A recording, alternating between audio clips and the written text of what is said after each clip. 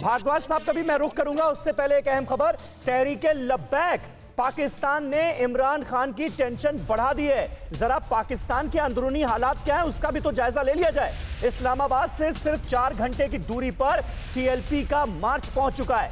पंजाब के गुजरांवाला में हाईवे पर जबरदस्त हंगामा हो रहा है। प्रदर्शनकारियों ने गुजरांवाला में हाईवे पर जमकर तोड़फोड़ की है। इस्लामाबाद की ओर बढ़ रहे हैं टीएलपी के हजारों समर्थक, जिन्हें अब खुद पाकिस्तान की सरकार आतंकी मान रही है। प्रतिबंधित संगठन टीएलपी के समर्थक पाकिस्तान में संगठन प्रमुख हाफिज साद हुसैन रिजवी की रिहाई की मांग कर रहे हैं और पूरे मुल्क में जगह जगह इसी तरह का उपद्रव मचा हुआ है। इस्लामाबाद को सील करने की लाख कोशिशें की गई इमरान खान की तरफ से, लेकिन उसके बावजूद भी टीएलपी का इस्लामाबाद मार्च किस तरह से आगे बढ़ रहा है ये आप तस्वीरों में देख सकते हैं। सड़कों पर कोहराम मचाया हुआ है टीएलपी ने, और वो पाकिस्तान, ताज्जुब की बात है कि आज की तारीख में भी तालिबानी आतंकियों का सपोर्ट करता हुआ नजर आ रहा है। भारद्वाज साहब, इनके मुल्क के तो अंदरूनी हालात ये हैं और ये बातें बड़ी बड़ी कर रहे हैं, अभी भी तालिबानी आतंकियों का साथ देते हुए नजर आ रहे हैं।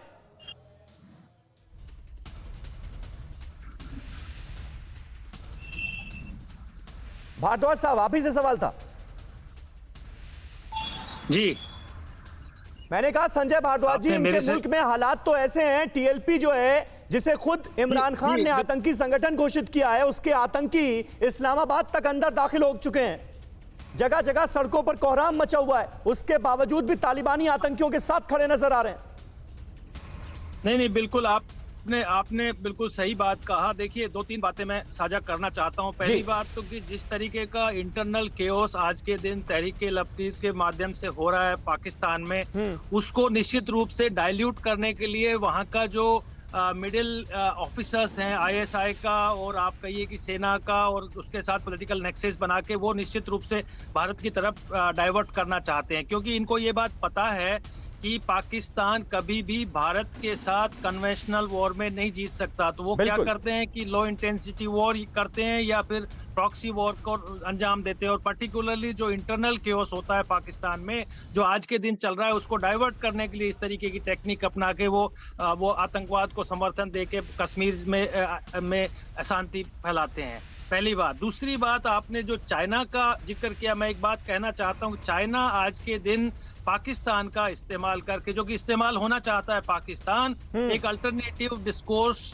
एशिया में खड़ा करना चाहता है। उसमें वो टर्की को मोबिलाइज कर रहा है, पाकिस्तान को कर रहा है, उधर मलेशिया को कर रहा है और अभी म्यांमार को कर रहा है। तो ये जो चाइना का जो इरादे हैं वो दक्षिणी एशिया और एशिया में वो ठीक नहीं है, और पाकिस्तान को फिर से जैसे अमेरिका के साथ में इन्होंने अमेरिका। लेकिन भारद्वाज साहब, इधर तो माहौल बदला है। आपने टर्की का जिक्र किया, टर्की पहले कश्मीर के प्रोपेगेंडा में पाकिस्तान के साथ खड़ा नजर आता था, लेकिन अब उसने इस राय से खुद को जुदा कर लिया है।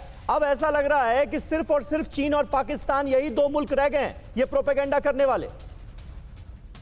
नहीं, निश्चित रूप से आप देखिए, अमेरिका इनके दोहरे मुखौटे को पहचान गए हैं कि वो किस तरीके से तहरीक के तालिबान, या आप कहिए कि जो आतंकी ओसामा बिन लादेन को भी इन्होंने पाकिस्तान में पनाह दी हुई थी, और किस तरीके से तालिबान को समर्थन कर रहे थे। तो ये जो दोहरा चेहरा है पाकिस्तान का, ये वर्ल्ड कम्युनिटी के सामने आ गया है, और मुझे लगता है कि अब फिर से ये पाकिस्तान भारत से मात खाने की तैयारी में है, क्योंकि ये डाइल्यूट करेंगे, कश्मीर की तरफ आएंगे, और भारत में जैसे पिछले बार मोदी साहब ने सर्जिकल स्ट्राइक के माध्यम से एक बहुत कड़ा जवाब दिया था, वो जवाब फिर से देंगे।